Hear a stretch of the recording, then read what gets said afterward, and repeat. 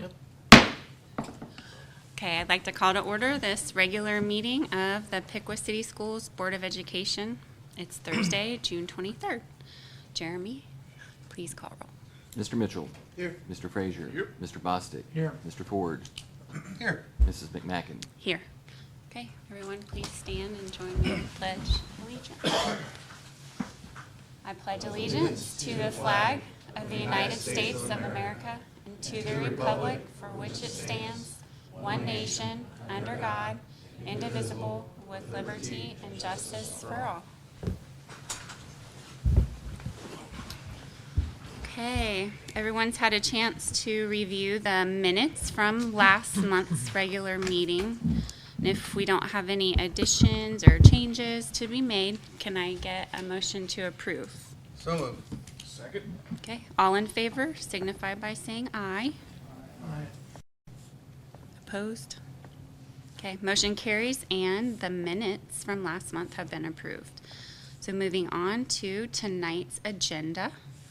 Can I get a motion to approve the agenda? So moved. Second. Okay, all in favor signify by saying aye. Aye. Those opposed? And the motion carries for the approval of our agenda. So for board reports, do we have any news from the Upper Valley Career We Center? meet tomorrow. The one thing I would like to say, our last meeting, though, we found out we've got, as of last month, that meeting, we've got 14 valedictorians coming there next year. Oh, So, want to get that word out. I thought that was pretty impressive. So, from different schools, so. yeah, that is. Okay, so no items for hearing of the public. So Mr. Hiddle, move on with the All right. agenda. Our first item is our update from the Honeywell Energy Savings Project. So Dan Norton from Honeywell is here tonight to go over some slides, information about where we're at in the third year of the project. We did a 3-year guarantee, and we have successfully completed that and met our goals on that. And then there's a more detailed report here. I think Clint might be the only person here when we started this project, now that I look at it. So, but we do have that information as well, and he's going to take it over. Do you have the slides? Here's this. Do you want me to use the microphone? Yes. Sure. Good evening. My name is Dan Norton. I'm with Honeywell. I'm the measurement verification specialist who oversaw this audit for all 3 years. As Jeremy said, with the end of this performance year 3, the guarantee is in conclusion. Todd Fall, unfortunately, could not make it tonight. He is symptomatic and tested positive for COVID, so he sends his regards. Dan, just for the viewers at home, if you could get a little closer to the microphone, because some people can't hear if you're not right there. There you go. Oh, okay. Perfect, thank you. I'll talk louder then. All right. So, as Jeremy mentioned, I think only one of you might have been here when the project was installed 3-4 years ago. So on the left-hand side, you have all the ECMs that were installed for this project. You have lighting, inside lighting, exterior lighting, stadium lighting, envelope ceiling. So if you walk around, you can see weather stripping on doors. There is a building automation upgrades over there at the junior high school, front-end controls, retro commissioning, air handler unit upgrades at the junior high school, upgrading of drinking fountains to ADA compliance, restore controls to flush tank urinals to make them low flow, as well as some utility savings, such as downsizing utility service valves. So rather than get charged for a 4-inch supply line, it went down to 2 inches. So that's a big savings there, as well as an emergency generator was installed at the stadium. Is there a pointer on? As you can see here, where each school or each building that the ECM took place at. So What's an ECM? ECM is an energy conservation measure, so it's a line item scope of work. There are 2 ways that savings were determined on this. Option A is where we take a energy reading before work was done and energy reading after work was done.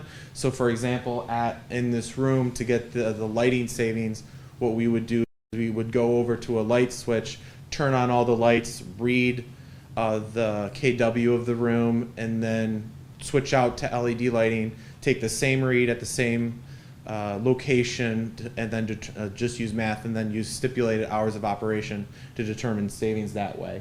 And then the second option that we did is option C, which is strictly using utility data. And what we do for that is we get information directly from the utility company right off your bill.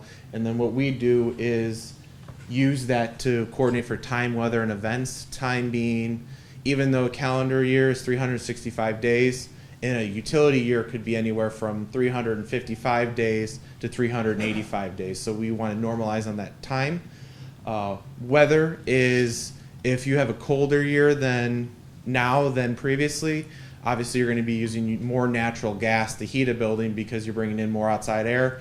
Events, anything non-standard, the biggest one in the world right now is COVID. So I will talk about that adjustment in a little bit because in performance year 3, that was a fairly significant adjustment that we had to account for due to an outbreak within the district. As you can see here, all those ECMs that I mentioned on that chart earlier, you can see where the savings in performance year 3, which in our case was from March 2021 through February 2022. So you can see here most of the savings are from lighting, almost half the savings from lighting. Stadium had about 6.5%. Not so much building envelope, but HVAC controls was almost a quarter of the savings, and then option C savings, which is natural gas, is about 13%. So in year 3, as you can see here in option A, which is again that pre and post energy read, the district had $177,554 in savings. In the option C, as you can see here, it's a red number. Because of a COVID outbreak, the school district had to go to 100% outside air in order to combat that.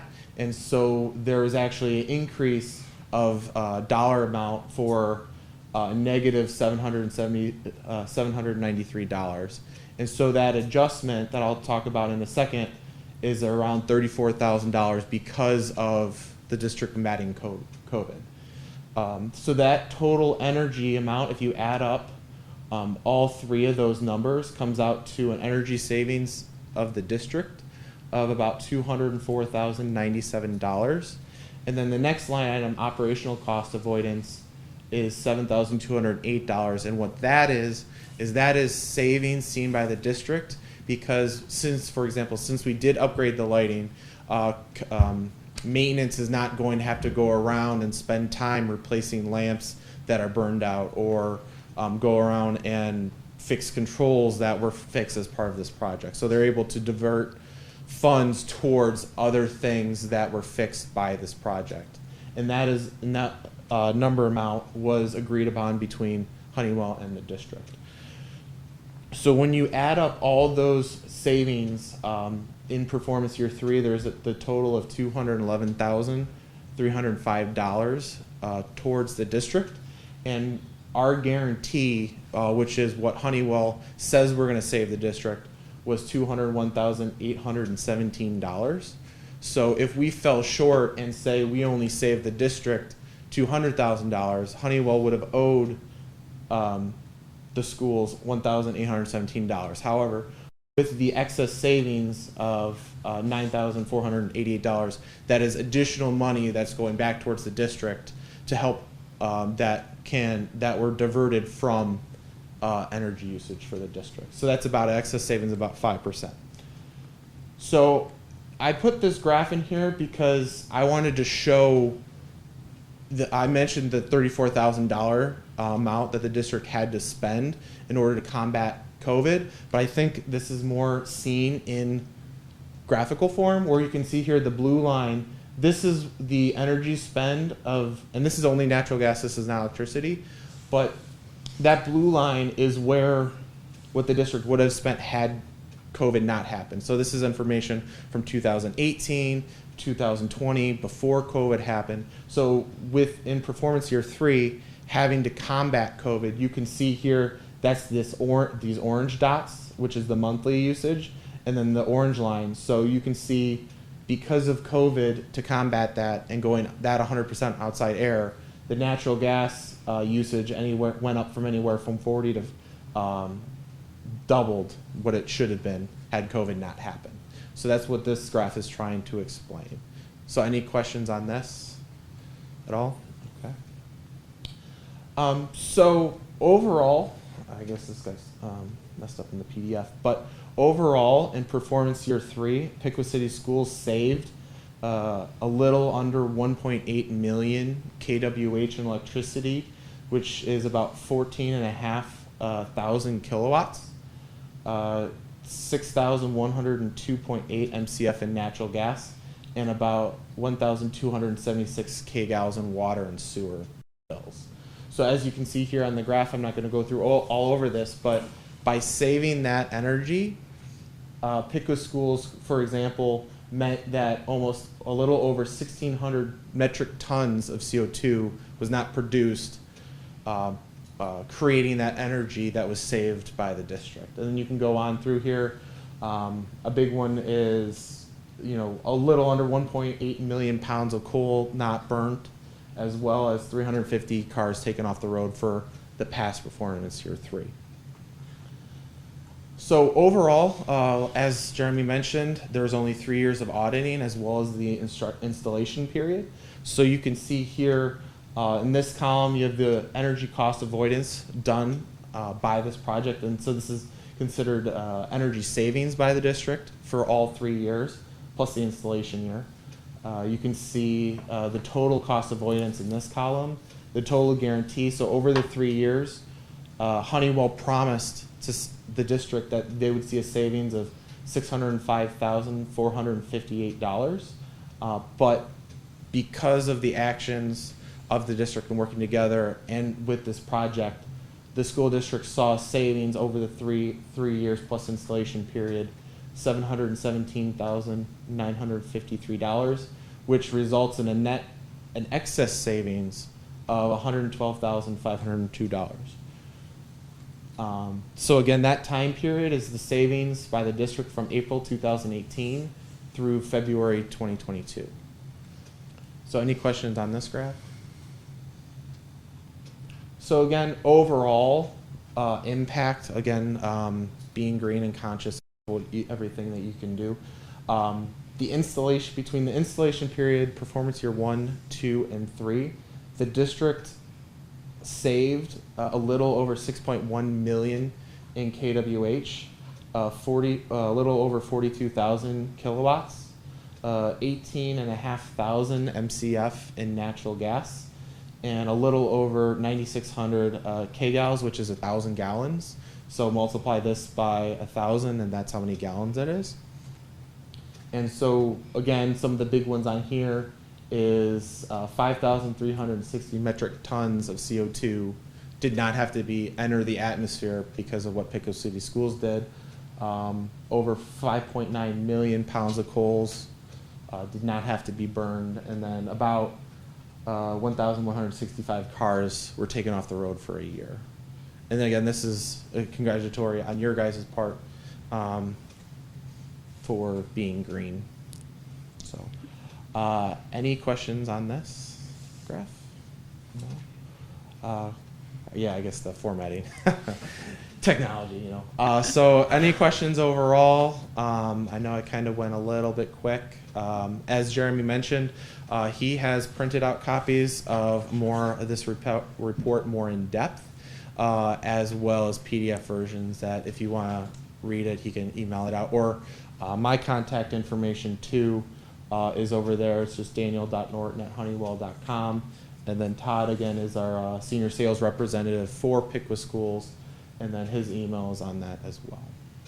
I remember when we sat in the presentations, and I mean, it was unbelievable. We were like, you gotta be kidding us, It was pretty much a no-brainer. Yeah. It really was, because I think we checked around and other districts said, oh yeah, they'll do it for you, so. So I guess my question is, where do we go from here? What are possibilities here? Jeremy, or? So the next thing that I actually talked to Todd about today, he had called, he sounded lovely. I was surprised when he called. It was Oh, like, Todd? Yeah, he did Yeah. call today. I was like, okay. We are gonna go try to revisit the topic of solar again. They have a company that, can work in that area, and still, there's some ways, I think, to potentially sell our electric that we produce, but I understand that the city doesn't want it. Right, but- city won't buy it. Correct, but that we may be able to use that electric in some other way. Yeah, because we got 30 acres sitting there. I mean, plenty of space. All of our roofs, I should say that, all the new buildings' roofs have been designed to be able to handle solar panels, so we've already prepared for that to happen. We just haven't been able to do it because we have to be able to sell the electric back to be able to make the project fund itself. So apparently there's some ways to do that, and we're gonna research. Any idea What how options much we that have? could possibly, I mean, I don't know. okay. This is early on, like he literally called today, like Yeah. we met Mhm. Yeah, earlier we- this week. and- I just presented this report in depth to Jeremy on Tuesday. So we're just, I mean, because we searched, I probably talked to 3 or 4 solar companies, but they're not, when you say we're municipal electric, it's, yeah, we can't do anything. There is the possibility of battery storage. I know that's very, very big in the military right now, and whatever the military wants, the military gets. So with private companies already developing battery storage for the military, we're starting to see that trickle down into non-military aspects as well. Another thing we plan on doing, and it may not be until after the, until next summer, is to recommission the high school, because it's 4 years old. We've now done, all the renovations will be complete, and then we need to have somebody come in and make sure that all the controls and everything are doing exactly what they're supposed to do, and the output from the HVAC and all that's doing what it's supposed to do and all that. So we'll probably recommission the high school. That's another way that we can save money on that, but because of the major changes that we've done in that building, we should do that, especially when you think about the first floor and all the rooms that are getting added and all that. So we're gonna plan on doing that too. But all of the ECMs per se Yeah, the that items. we had talked to them about and agreed upon have been already done. So we're done. Correct. Okay. Yeah. So as I mentioned, this is the last year of the audit for us. So You know, when you were talking about the battery thing, I keep getting these emails from, it's Generac, you know, to put in the solar thing, and then it's like the batteries are like 6 foot by 3 foot or something, and you put them on a basement wall, and they store, I don't know, 4 or 5 days of energy, whatever. Is that kind of what you're talking about, or? yeah, so that's more on the small scale because that's residential. There is some excitement in the military for liquid battery storage. That's kind of more cutting, bleeding edge. But those batteries are, especially the ones I've seen in the military, are almost the size of grain silos, and they're underground because of security. But those can keep batteries. They can keep charged very much longer than the ones in the residential. So. So we keep looking. I mean, Yeah. we've talked about that. If something else comes along, if there's some latest and greatest lighting technology or whatever, I'm sure Yeah. they're gonna come knocking and saying, hey, we've got this idea. So, but we've done, I'd say, all the low-hanging fruit type of things that we can do to make sure that we're being efficient. Yeah, it did, that did work well. Yeah. It really did. Thank you. Yeah. Thank you. Yes, thanks. Thank you. Thank you.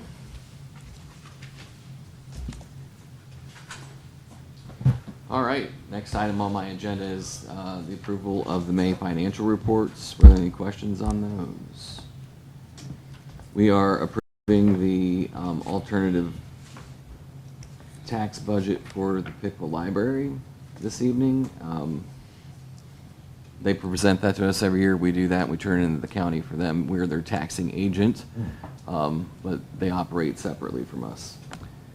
The next item on there is to approve our property liability and now cyber insurance for FY23. I will tell you that this has been a little bit more of a challenging year because companies are getting out of the business of providing cyber insurance. They don't want to do it.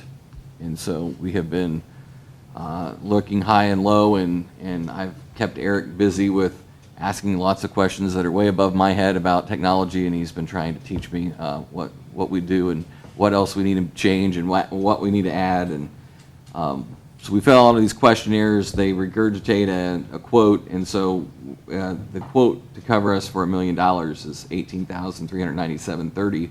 I will say that's sort of a good deal, as much as it sounds like it's expensive when you think of the whole district's property and liability coverage at $107,000. There are people getting $40,000 and $50,000 quotes for the same coverage. So I think we did relatively well. We've been proactive. We had a security company to come in and do testing on our system and then provide recommendations, and we're following through on the recommendations that we can get in place, and then continue. There's like good, better, best type of things, and we should have the good and better stuff done here shortly. And some of the best stuff doesn't make sense for schools, and they said that. It doesn't make sense, it's not cost effective, and you wouldn't be able to do business. So there's some things you're just not going to be able to do, but they look at the whole picture and give you what you could do, but if you did it, then you wouldn't be able to function. So overall, the quote for the property and liability insurance stayed flat, but that's because we moved the cyber insurance out, and so that kept it level, but then we're picking up the $18,397 for the cyber policy. Any questions about that? Jeremy, what is cyber code? What kind of? So it's the criminal end of it, but the major parts that ends up covering are putting it back together after it happens. So it's the, when you get the email that says your data has been breached and now you have to log in and have that the checks that go on, the credit checks and all that, the credit monitoring stuff. So it helps pay for that implementation. It's all the mailers that have to go out. It's all the notification stuff. It's the legal end of it, that whole process. So those can end up being very costly depending on what happens. We have anywhere from student information all the way to Financial. employee information. Yeah. There's a whole Medical. gamut of stuff that we have. So A lot of stuff. that's the reason why they like to target schools, unfortunately. The next item I have up there is appropriation adjustments. This is the annual motion to allow me to close the books for June and make the adjustments as needed, and then I'll bring you final reports in July.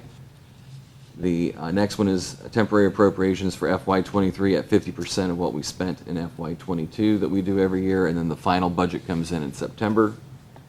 The next item is allowing me to invest district funds for FY23.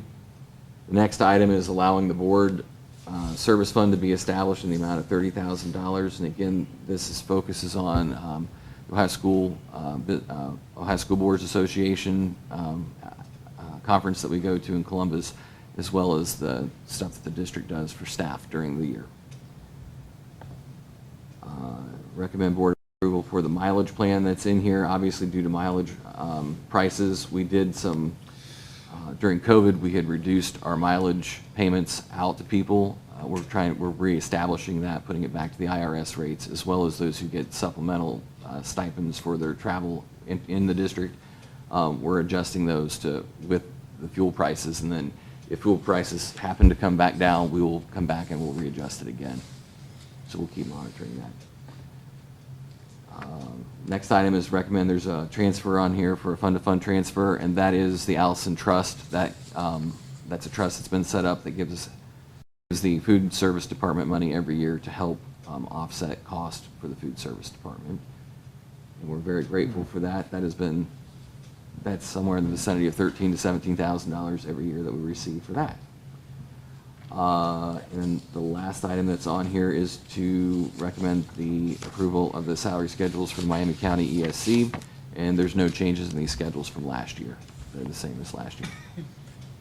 Are there any questions? There's a lot of items on there.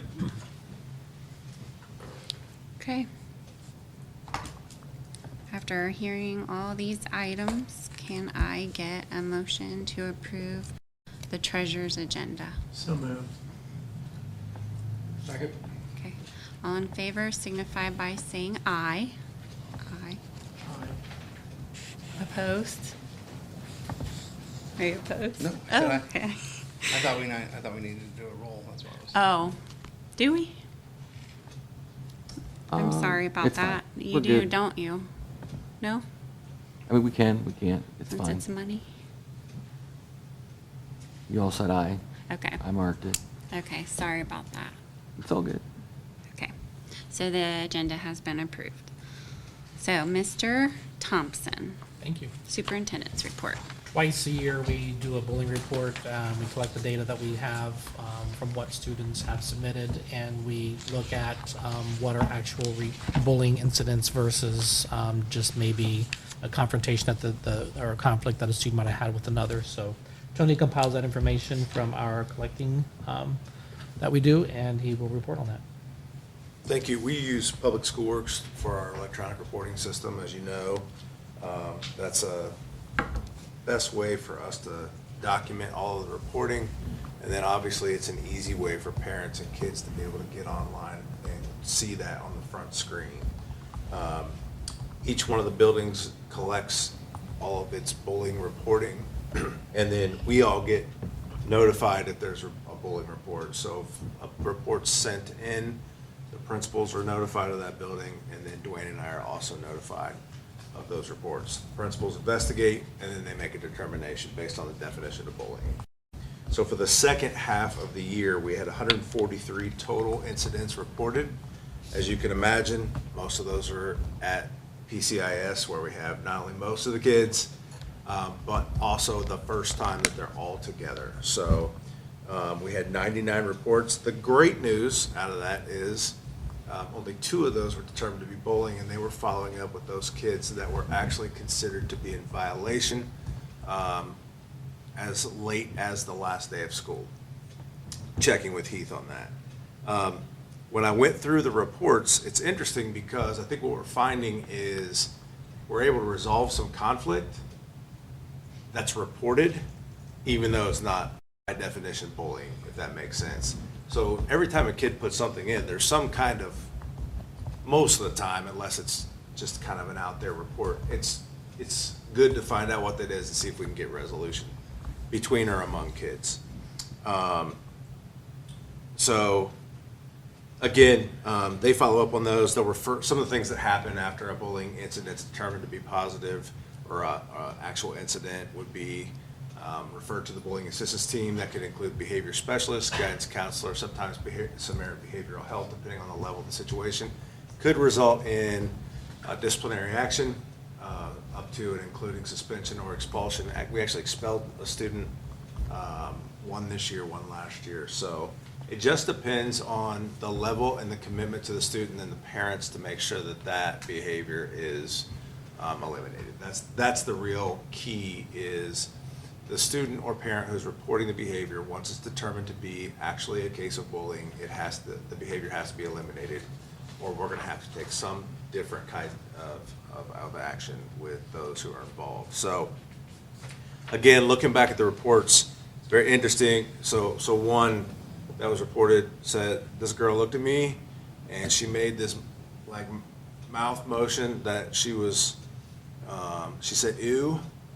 And she tried to cover it up by acting like it was a song that she was singing, but I know she was picking on me. Well, of course, that's not meeting the definition of bullying, and the principals go through the process of meeting with the kids. But again, what we find out most of the time is that those kids have had some previous interaction. Usually they were friends at one point, a lot of times, and then things fall apart. So those are easier interactions than we get that actual, by definition, multiple times bullying actually happening and then following through with those kids. And you can see, we had no incidents at either of the primaries that were determined to be bullying.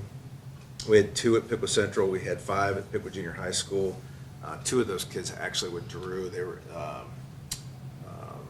transient types of kids that came in and out of the building, didn't get to know them very well, and then we had 0 that were actually determined to be bullying at the high school. We have to now post these online on our website, so you'll see those coming up as well, if you look at the website.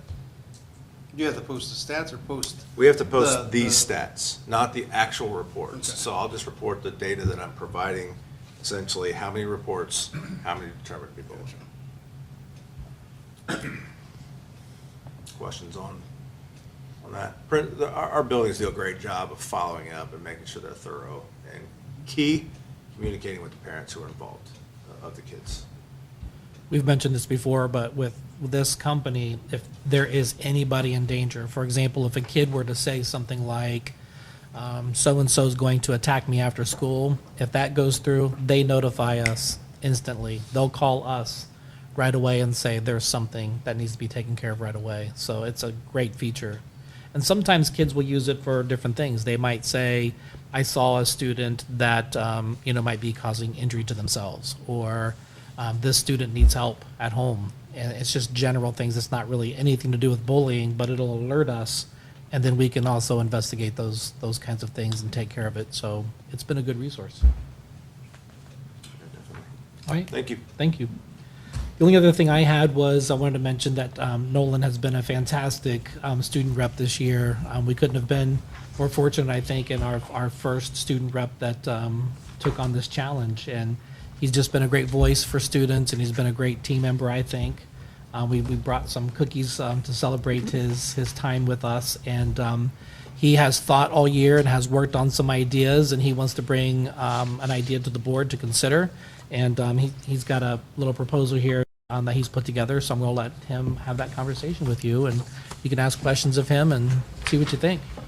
Nolan. Right here. They each have it right in front of them. All right, Yep. perfect. So, kind of whenever I came into my position, and even on my application, I was pretty big on like the mental health side of things and bringing an item to you about that.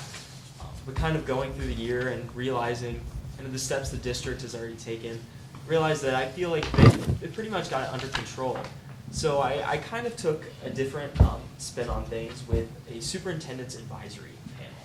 And this is kind of what I've been working on for the past 3 or so months. Yeah.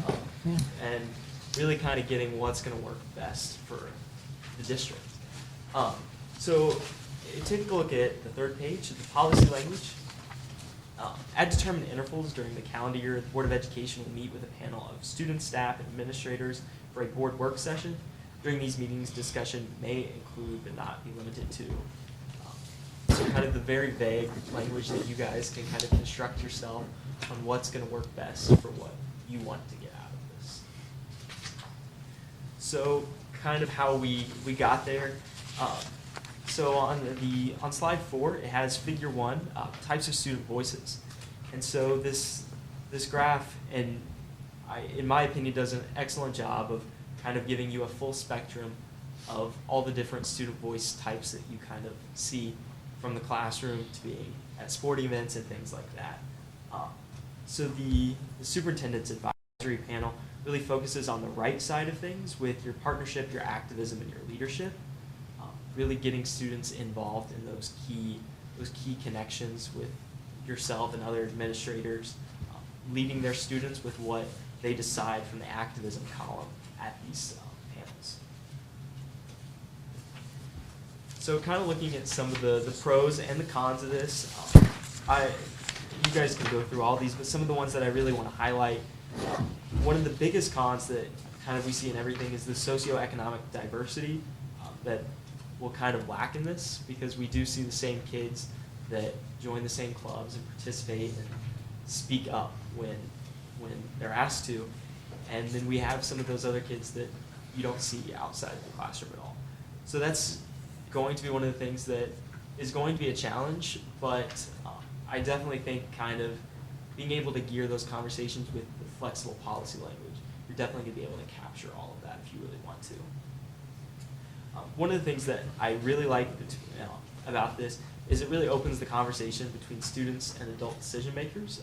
In the third bullet point, you don't see a lot of kids that really have those important conversations with adults about what they want.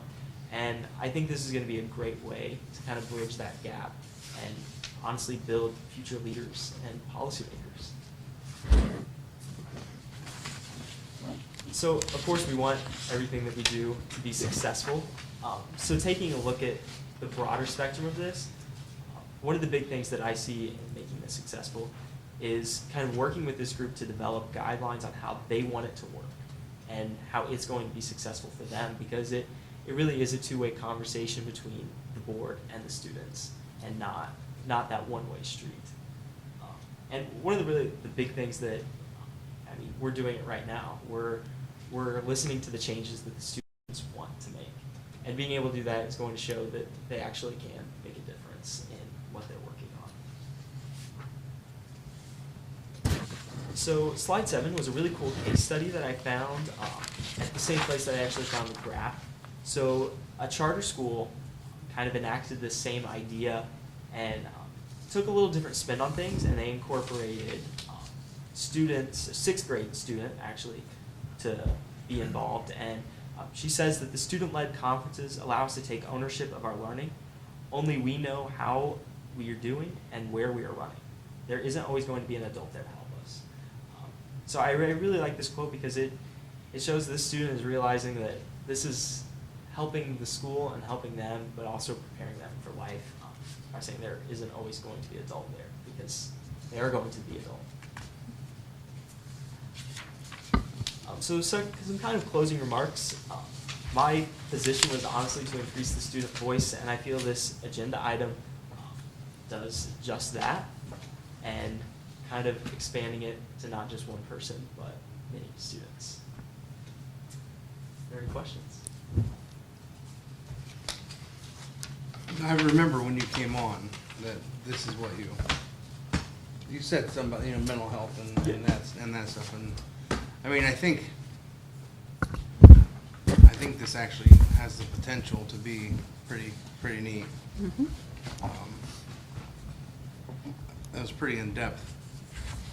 So that could be. That would be. I mean, are you looking for? Is this just high school kids really that are we looking at? So it's going to be depending on what we talked about was there might be just a specific topic that you guys want to address, but you really want student voice in. I can't think of anything right off the top of my head, but Playground equipment. playground equipment. Yeah, so it may not include high school. You may have a heavier load of elementary, but you might include a couple high school kids to model for the lower. They might reflect back on their time in elementary school and say, gee, I wish we would have had such and such. So I think it depends on whatever topic you want to come up with, and that's what he designed it to be flexible enough. If you look at the early, the first page is you can create the intervals and the kind of students that you want to bring to the table to get information that most impacts the kids that you're addressing the issue on.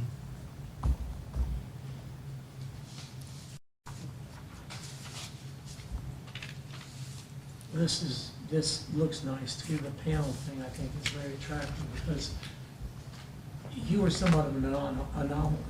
You don't always get a student like you that wants to step out there and take that chance and, come in and do what you've done.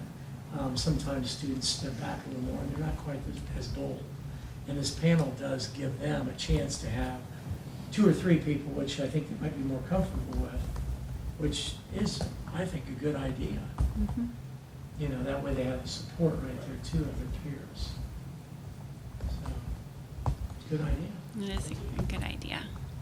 And I think we talked about earlier, just any type of open communication is always good, I think, because sometimes there's a gap. So I think that's a great way for there to be better understanding on both ends, I think making an attempt also says a lot. Mm-hmm. Trying Right. to do that, open that communication. And it goes down to who are we really here for in the first place, and that's Mhm. the students. Students. Yeah. So. And a lot's we can- happened over the last few years that we need to hear from kids. I mean, a lot of Mhm. changes have happened with COVID, and just a lot of things have changed. So it's good timing. Mm-hmm. So Noel, what would be a good number for a panel? You don't want all of us talking to an elementary kid, because they'll just feel right in the closet. You know what I mean? If there's one or two that would be willing to do it, would that be better, or would it be better to have all of us?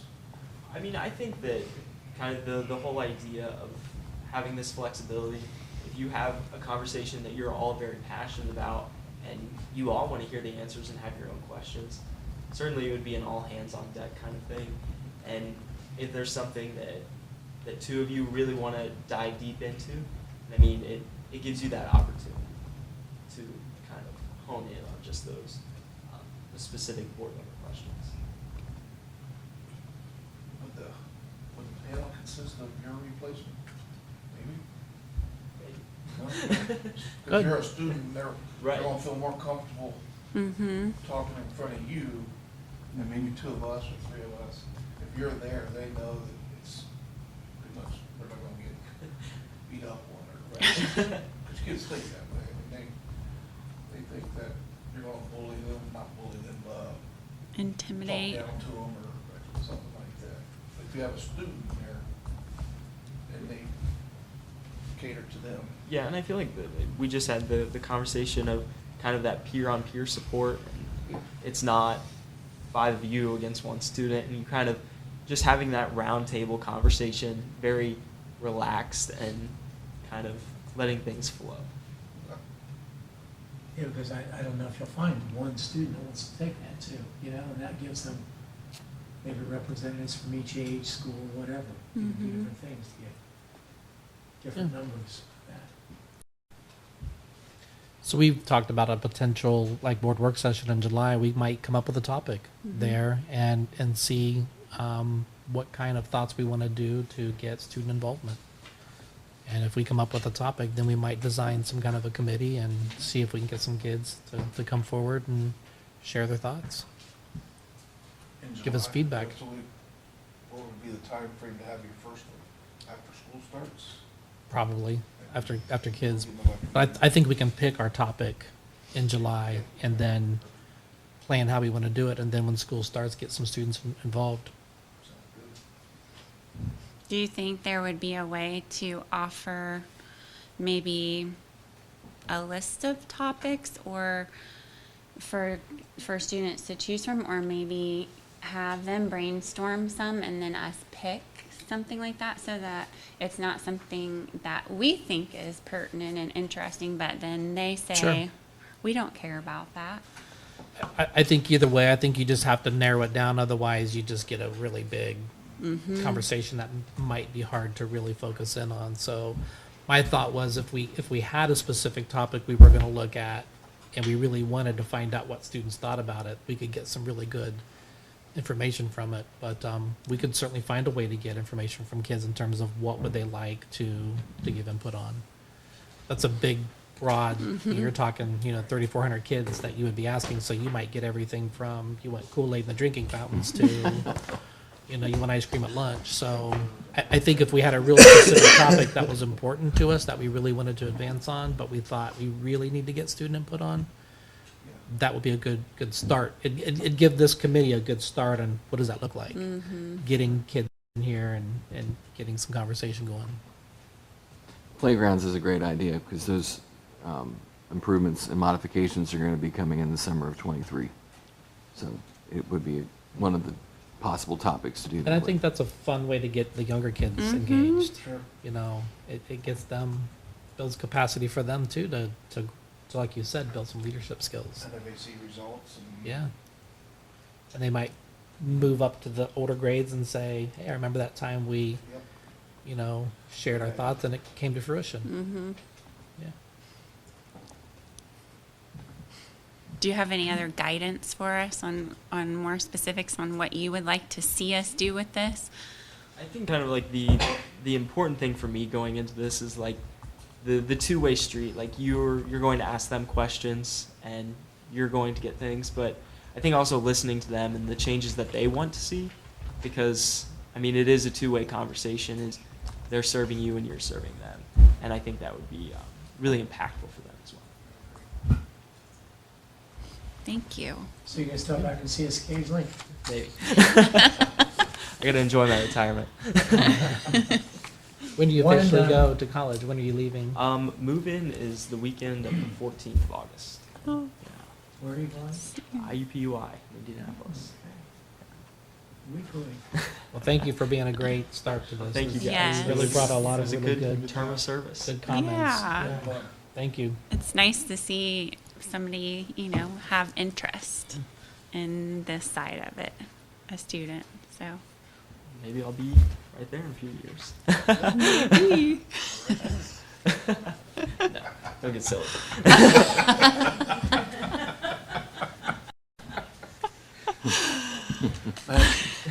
That's it for my report. Okay. Move on to the agenda. Would like to recommend the board approve the attached list of students for issuance of a diploma for Pickle High School, dated May 27th. They got those, if you recall, we did do the approval of diplomas in May, but we had a few students that were this close, and right before graduation, they were able to complete it, so we added those on for the official approval here in June. So those students qualify now. Would like to recommend the board approval of the attached list of donations and grants to the Pickle City School District. A number of donations to the golf outing that supported the Indian Nation Station. And Mr. Hiddle had reported that we earned a little over $8,000 to support that program. And it is a great program for our students. They do some amazing projects out there. So really excited to have that because that'll help them with the equipment and things that they need to maintain all of that. Some donations to our choir program, our show choir program that we greatly appreciate. The Altrusa grants came through for parents as teachers, Pickle Community Foundation, and the Pickle Education Foundation, as well as Miami County Foundation.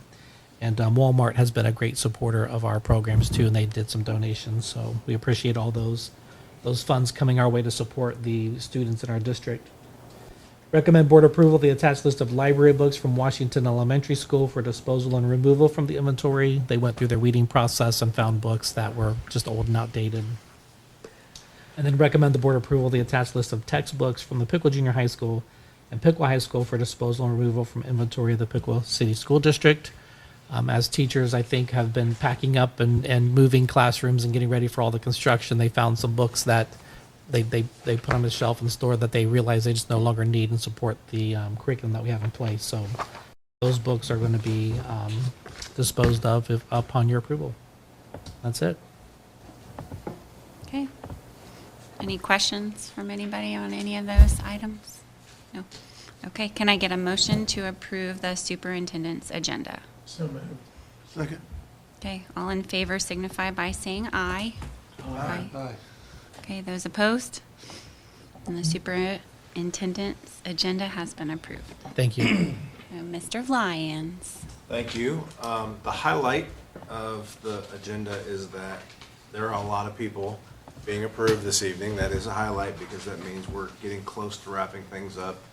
As far as the hiring process or selection process is concerned, you can see there are several items there, and you have the notes. A couple of days ago, I sent those out. I did have to make a change, basically a number change, because we got a commitment from somebody yesterday, so I added that one on, which went on the board agenda also. So the goal is that July's agenda will be a lot shorter because we don't have as many people. I think we only have one or two positions left that we're finishing up right now, and that's a credit to the principals and cabinet and those folks doing all the initial interviews and things like that. So I can go through each line item on there, but I'm certain that you don't want that from me. So we will introduce everybody in August. We'll bring everybody in front of you to do an introduction or reintroduction for some of those folks who have already been here. So we've got a great group of new people coming in, and certainly the people that are leaving we'll miss, but excited for the year and the new folks coming in. Questions, comments, thoughts, anything at all? I appreciate your report that you sent us. Is that helpful? Yeah, Yes. Okay. I like looking at it. Okay. Some are more significant. I like to share things when we get somebody that comes in from California. It's just interesting that you're Yeah. interviewing people that are coming from California. Things like those little things are. We'll also give some detail if it's vague or whatever. You might shed some light on what's going on. Sure. Oh, yeah, absolutely. And if you want more or different things, just let me know. I can add or take away anything on there. Okay, thank you. Thank you. May I get a motion to approve the personnel agenda? So move. Second? Okay, Jeremy, please call roll. Mr. Frazier. Aye. Mr. Bostic. Aye. Mr. Mitchell. Aye. Mr. Ford. Aye. Mrs. McMacken. Aye. Okay, so the motion carries and the personnel agenda is approved. So no old business, and now moving on to new business. And the first item of new business.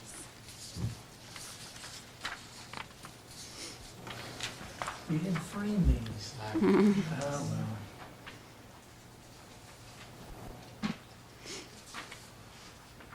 Take a look at what's coming. Is this the first time this has been done? Is it the original turf? To or is it- replace, yeah.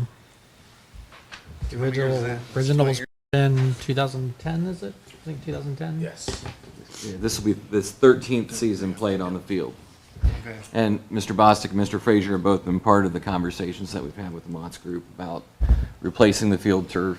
One of the good pieces of information is, while we're asking for money tonight to, or the approval of this contract tonight, we have saved over 50% of the replacement cost of that already. So we've already got that in place. So we're not expecting to do some massive fundraiser to be able to do this. We've actually have been working with our partner Premier Health to support the remainder of this project, and they're working on that. So we don't have that for tonight, but to get prices locked in due to the rising cost of everything, we wanted to be able to act on this sooner than later. And this work will be getting done over the winter time. So in the January to March timeframe, right before his track gets going. Is there a likelihood of having a Premier logo on the field someplace? What you see is what you get. You know, Okay. the signs with the Premier agreement are on the Okay. buildings and other places, but no, that will not, we will never put that on the field. If there was any change in the logo in any way, we wouldn't be able to correct it Yeah. during that whole time period. So you don't want to put a specific logo like that that might have to be adjusted. The good news is these last typically 10 years, and we've made it 13 seasons this coming season. And it's good that we just have football on there, because if you had soccer and other things, that would wear on faster. But we're to the point now where they're stitching things together and trying to keep our seams together, and it's becoming more and more evident that we need to get it replaced. So we've got an additional 3 seasons out of the original offer, so it's been good. Remember however long ago when we had the discussion of the mascot that had the logo? Is that the one that goes, or are we doing the one with the blue on the inside? So the district has a red, a blue, and a red and blue mascot. Okay. And the group decided to go with the red and white version because of the way that it looked on the field. When you get too much blue in there, it starts to like wash out and green, and it doesn't pop out like that does. So Okay. we went with the red and white option. Football helmets and jerseys all have red on them too, because they're all navy blue, so Yeah. it contrasts well. And this is a little bit different than what we have now. We have a white perimeter. This is going to have more of the blue around the outside with the red stripes in it and stuff. So the perimeter is a little bit different setup, and the Indians and the Piqua Indians part is the letters are bigger than what we currently have. Nice. You know, I thought what was interesting too, and talking to him that last time, was the thing that actually degrades a field faster than anything is wearing flat shoes on it. He said that was the worst thing you could do. Learn something. Interesting. One of the other things that'll be getting done as part of this project is we will be power washing. There's a whole new process to power wash the track. That is included in this this contract of $723,000 is the power washing of the track, which is good because we're going to be, 6 or 7 years into it at that point, so it'll be a good time to get that done. And we've actually had the track installers come out. They're going to make those repairs for us as a warranty, so that's been taken care of, the stuff that needed to be done on the track that we had mentioned. Okay, So good. that stuff will be taken care of. Excellent. So So this now, amount, there's this, that. this 700 plus amount is the total, not just the portion that we don't have saved. Correct, that's the total Total, contract. okay. Yes. Okay.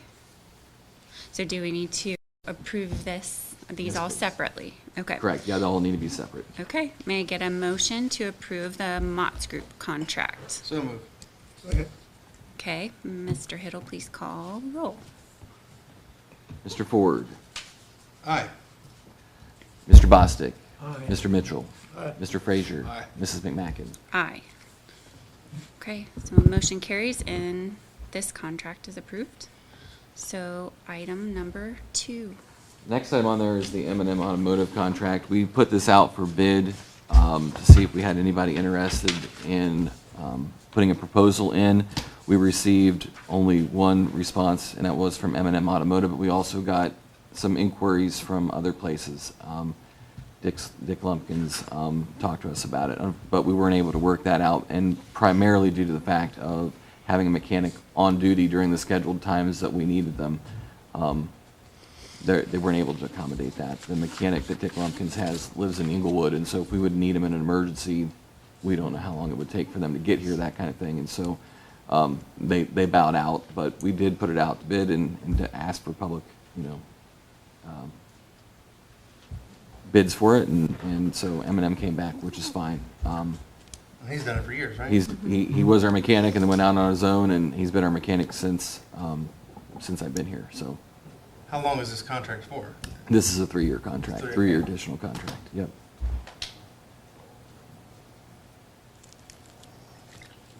Okay, can I get a motion to approve the M&M contract? So moved. Second.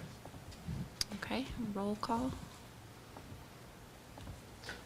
Mr. Bostic, Aye. Mr. Ford, Aye. Mr. Mitchell, Aye. Mr. Frazier, Aye. Mrs. McMacken. Aye. Motion carries and the M&M contract has been approved. So item number 3. 3 is to recommend the board approval of the attached pre-AP Language Arts textbook, and Scott is here to talk a little bit about that.